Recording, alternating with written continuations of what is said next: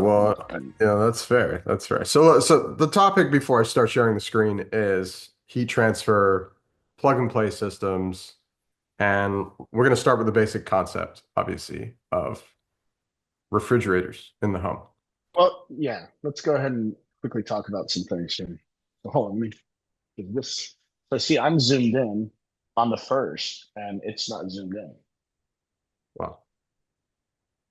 Why don't you just zoom into the first section? To the bottom one? Nope, first section, top one. Okay. Let's see here. There we go. Okay. All right, so let's talk about a plug and play system that we're all actually very familiar with. Might not have thought about it in this way, but we're all very familiar with the refrigerator that we have in our kitchens. Now, what we're showing here is that this is step one of putting a refrigerator into a room. I think it's worth noting the most important thing right now for context is that this is a closed system, okay?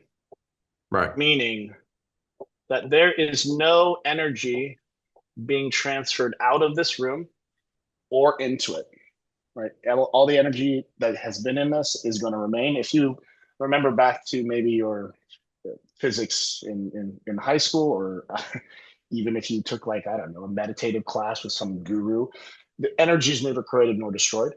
Yeah. Right? And that's true in thermodynamics. We cannot just evaporate the energy. We just, into nothingness. It has to be moved from one place to another. And that's where heat transfer. That's where the term. That's the actual science we're talking about here. Okay, Right. so we just got this refrigerator. Best Buy just dropped it off. We rolled it into our kitchen. We plug it in. The refrigerator reads that the system is way too hot, so it's going to start working to cool it. And what's going to happen, and you can see this on your refrigerator, the front section of your refrigerator is actually where heat is coming out of. You can even pour water in front of it and watch it evaporate, because the refrigerator is constantly keeping the chamber cool, because not only is heat coming out of it, but energy is trying to get into it through all of its little seams and all of its doors, right? All of its walls are not perfectly insulated. But eventually, if you unplug the system from the wall, it'll maybe take, a day or two, but eventually that the refrigerator is going to equal exactly what the ambient temperature is here. So this is your ambient temperature right now in your kitchen. Right. Okay. Right. So just as an illustration, everything is exactly the same temperature: 70 degrees in your refrigerator, 70 degrees in your freezer, and 70 degrees in your kitchen. Now let's go down to what happens as it gets down to steady state temperature. Well, the only way for you to have this refrigerator stay colder than the outside is I'm going to do this with a larger thing. The amount of heat coming out of it from the bottom, right, needs to be a lot more than the amount of heat coming into it. Right. Make sense? Kind of Yep. just like kind of just a simple balance equation, right? So naturally, what's going to occur is your kitchen temperature is going to increase. Once this is at steady state, your refrigerator's down to temperature, your kitchen has all of a sudden gotten a little bump in temperature. Now, I'm just throwing around numbers here as kind of an example, because I don't really have any kind of, dimensions or volume or mass or anything like that. But just for illustration, as you can imagine, we're pulling out all of the energy. You got to think of the refrigerator as it's almost like a vacuum, like a thermal vacuum. Right? We are literally, quite literally, sucking energy out of the air. And because we're pulling this energy from the air, the temperature of that air is dropping. But that energy that we're pulling out of it's got to go somewhere, right? And so the refrigerator is nice because you plug it into the wall. It's got a little condenser on the bottom. It just slowly seeps it into your room. Now, the nice thing about kitchens or our homes, or pretty much any room, hopefully, is that they're not closed, right? In any kind of room, you're probably going to have some type of register, meaning a little HVAC, inlet or outlet, where nice cool air is coming out. And hopefully that cool air is just enough to balance out the thermal load here so that this no longer equals 75, but instead equals back down to the 70 degree, right? So even though our refrigerator is creating heat, we are pulling heat out. I guess you can kind of, the arrows indicate which way heat is flowing, but in a way, heat always transfers. I guess this is the most important thing about heat transfer. So I'm going to do this in green just so everyone can see it. Heat always transfers from hot to cold.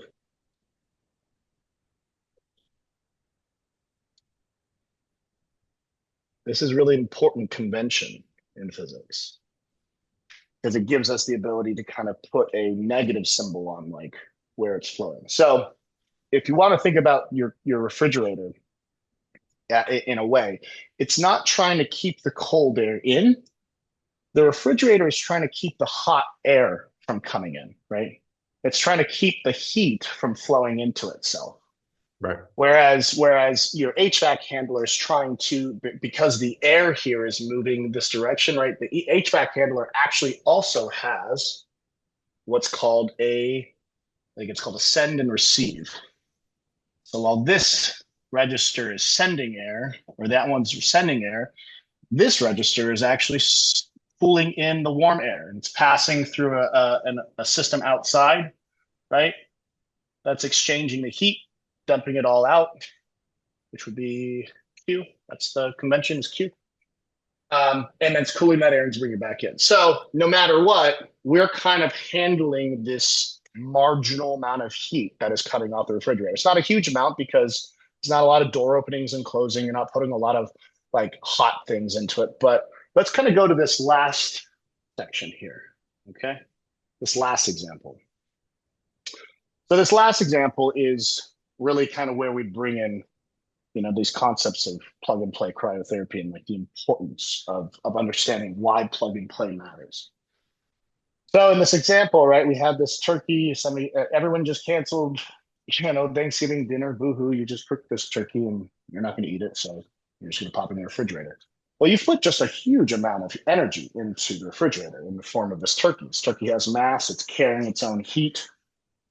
And that refrigerator is suffering. That refrigerator is like, oof, I got to get back down to temperature real quick. And so it is going to be pumping off way more. Oops. Let's get our size, right? It's going to be pumping off way more heat than it's used to, right? Just so that it can save the other dishes in your refrigerator. Because if it stays above the temperature for too long, well, those milks and cheeses, things like that will begin to spoil. So refrigerator is going to be working hard, working overtime, and consequently, what's going to happen is your air temperature is going to increase as well. Now, back to that example of the fact that most systems are not closed loop or closed. You're actually having some kind of HVAC handler. It may not be an issue. Okay, so hopefully that kind of illustrates the concept that like you may be able to handle a refrigerator or a system that is in its transient behavior, meaning it's like ramping down to temperature, it's getting to temperature, and you might even be able to handle it when it's at steady state, meaning it's at temperature, so it's not producing as much heat because there's not a lot of heat to absorb from the air inside. But as soon as you put a hot object inside of it, like a steaming turkey or a human body that is putting off several hundreds, if not thousands of watts of heat, well, now that refrigerator or cryo machine is going to be impacted and needs to rapidly reduce its temperature. So let's kind of talk about the plug and play Yeah. So concepts. I guess from just for everyone listening, right? Obviously, we're using a simple illustration using a refrigerator, but in terms of cryotherapy, right? This term that keeps getting thrown around, plug and play, needs to be defined, right? And so, and I don't know, Evan, if your view differs from mine, but let's discuss it. So plug and play to me doesn't mean there isn't heat involved. Plug and play means that you're simply plugging in a device and you're going to have to deal with heat in some capacity, whether it's through HVAC, extracting that heat, whether it's through water chilled loop or the external condenser. Those are the three main things that I see in terms of how you remove heat from a cryotherapy system, right? But either way, you are not, if you have an effective system or you've designed it effectively, you are not just dumping heat into a room and hoping that that system is going to continue to run at the same capacity with the same number of treatments over time, right? Yeah, you're absolutely right. You know, the real challenge with a cryotherapy machine, unlike a refrigerator, is just the sheer temperature differential, right? We have in its extreme cases, we're going to have a cryo machine that is hovering at a recycled air temperature of, you know, down near negative 100 degrees Fahrenheit, maybe even lower, maybe a little higher. Um, when you look at the difference in temperature between the chamber and the surrounding air, Mhm. the impact of the heat extraction is it's linear. So that means let's kind of like create this graph here that we talked about earlier, Amir. Yeah. So we've got we've got a graph just to kind of illustrate. And on one axis, we'll have surrounding air temperature.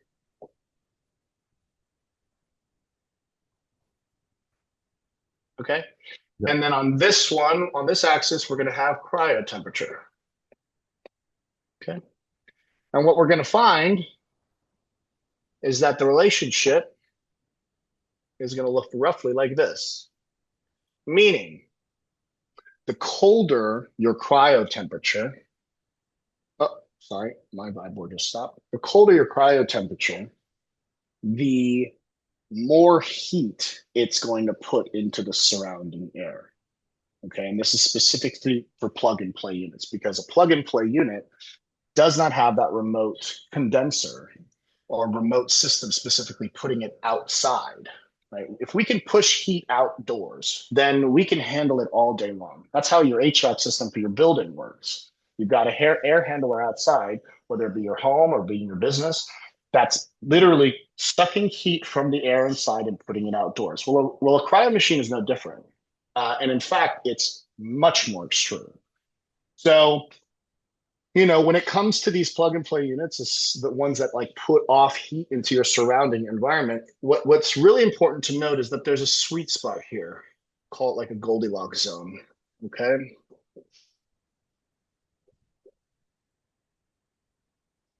And that Goldilocks zone is basically a point at which your cryo temperature is cold enough and the heat output to your air is in a zone where your HVAC handler, right, whatever you're using to cool your building, can handle it. If it's not, you are going to be creating a sauna while you're creating a cryo machine.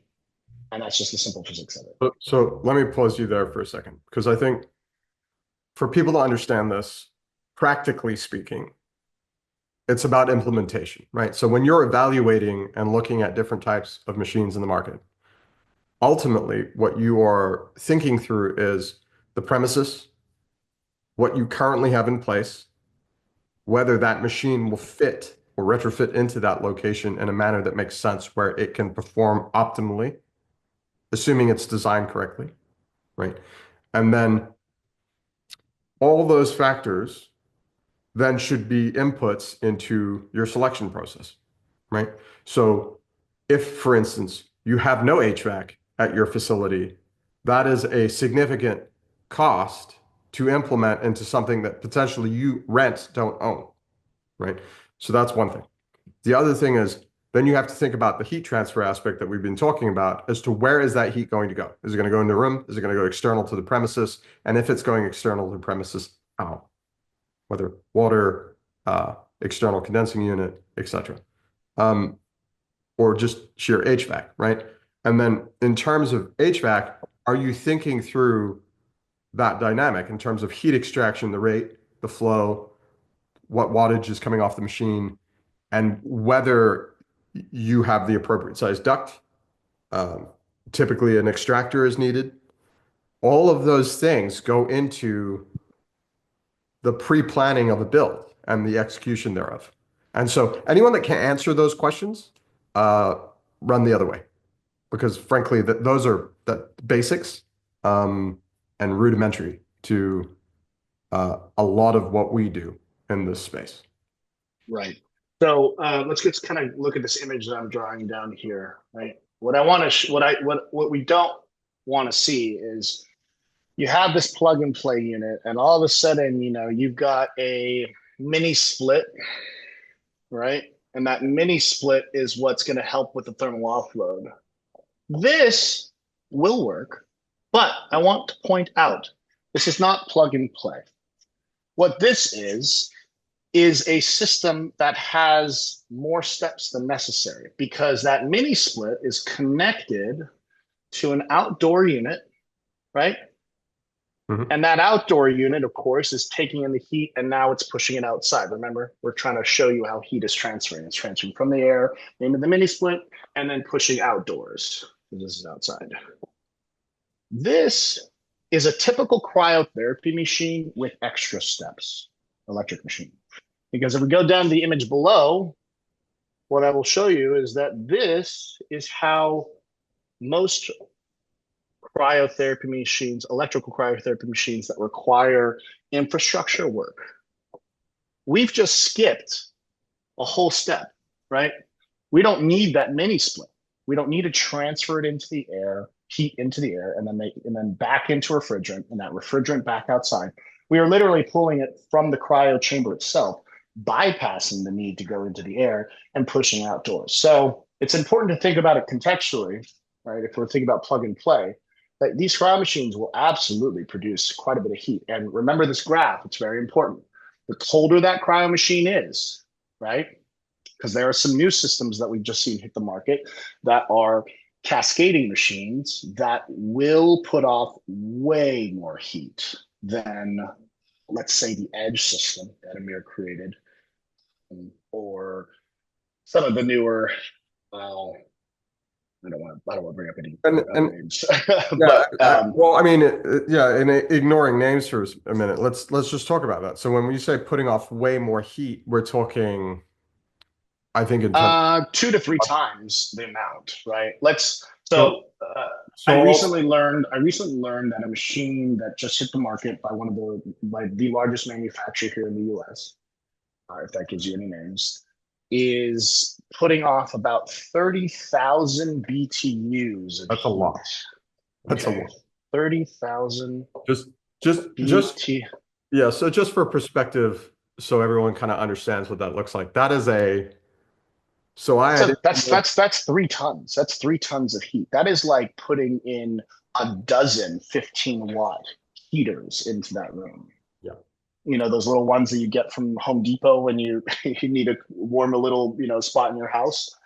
Those ones at max, when you plug them in 110 volts, they're going to produce about 1,500 watts. It's almost a dozen of those. So 30,000 BTU is roughly, so just for perspective, 65-liter liquid nitrogen generator that is quite a heat intensive process Right. requires a 32 thousand watt extraction of heat.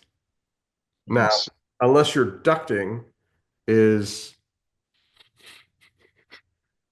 it didn't work at 10 inches. I know this because I learned it the hard way. It had to work at 15 with extreme extraction, minimal elbows.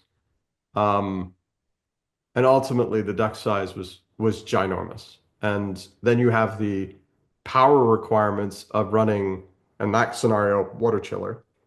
So I'd be curious as to what this other scenario is. But my assumption is based on that, just that heat output, it's some sort of water chiller, um, which has its own.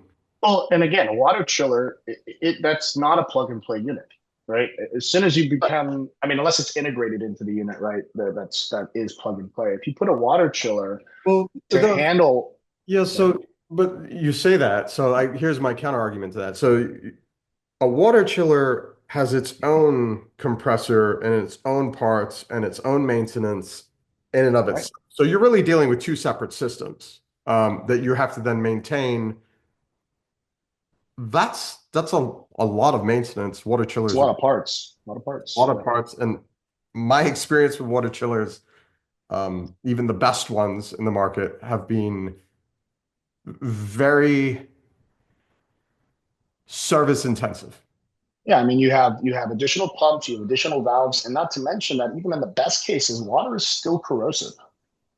Water loves Right. to be corrosive to all types of materials. Right. So at some point, you're going to need to flush that system and you're going to need to clean it out. Right. Water chillers are not necessarily the way to go Now, with these machines. that's assuming it's a closed loop system. So if it was an open loop water Well, now you're chiller wasting system, water. now you're wasting water and in extreme, like let's take California as an example, your water bill would be so astronomical that Yeah, we have an us, example of a lady in California, and she had a uh, cryo machine from the leading German manufacturer, the big boy, and they had an issue with a valve on their water cooling loop. It was an open loop system, and their building shared water with the tenants. So there was like one kind of bill that they all got, and it's to kind of parse it out. Their bill for that month because of that broken valve was $30,000 doesn't surprise me. It's California. in water. New So York's so different. open loop can be extremely dangerous if not properly controlled. Right. Um, Right. And that's for a valve to fail open.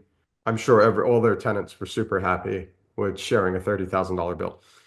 So, anyways, not to labor on this point, but I think going back to because let's force the market to define what plug and play is. Plug and play is ultimately not a separate handling unit. It is something that you literally plug in, but you are still dealing with the heat extraction, not in terms of externally piping or externally wiring a system. That is what I would define.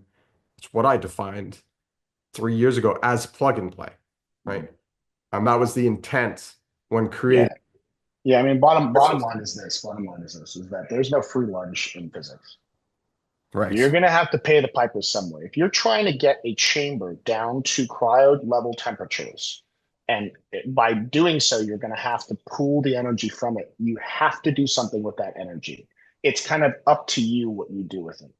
You want to put it into your surrounding air and deal with it there? Fine. It has its own challenges, but it's not insurmountable. If you want to drill a 3.5 inch hole into the side of your building to get a couple small pipes through to handle it outside, I would argue that that makes things a lot easier. But again, you just got to remember that the energy that you're robbing from this chamber, it needs to go somewhere. It doesn't just evaporate. So Right. And at the end of making the it, day, it's like it comes back down to premises and doing your research, right? So do your research, look at your location, understand what you can actually put there. For instance, this where was it? This mini split system. I mean, the last time I got a quote, which was about 3 months ago on a mini split system, this was for 7,000. our home, not a commercial site, which is usually more expensive, was 13 to 20 grand. Yeah, yeah. So let's Now, I assume, mean, I let's will give assume I there's will give I will give you this. If you're a business and you're looking at this configuration, perhaps you can go ahead and maybe get some TI reimbursement from your landlord because what you're doing is won't necessarily be torn out when you leave, right? And there is some value to that. So theoretically, your landlord should be able to give you some stipend. just for But those yeah, who don't know, TI's tenant improvements. right. Obviously, if you don't own the property, landlord may give you a sum of money to improve the property. Mhm.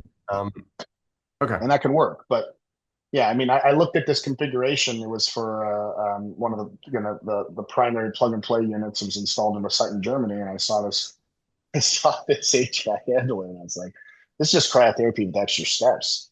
You just make it more complex. You can simplify it by rerouting." So, Right. okay, Okay. So, not to inundate people with information, I think this is a good point to stop. And, you know, we welcome feedback from everybody that obviously is watching the video. Um, if there's more information you guys want, there's more content you guys want, let us know. Just ping us and we will create it accordingly. Yeah, absolutely. All right. Appreciate you guys.